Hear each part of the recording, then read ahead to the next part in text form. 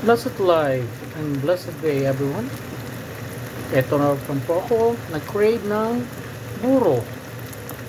Buti na lang po may nagbebenta dito.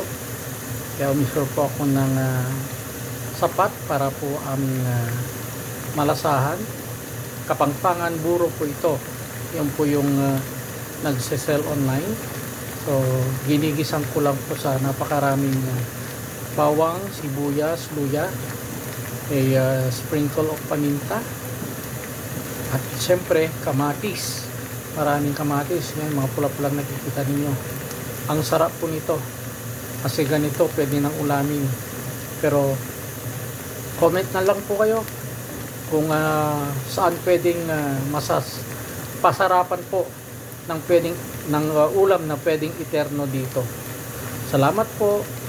Please comment, like, and share this video para naman po makapag-comment din yung iba kung ano ang masarap na ulam na pwedeng iterno dito sa ating buro. Shalom and God bless.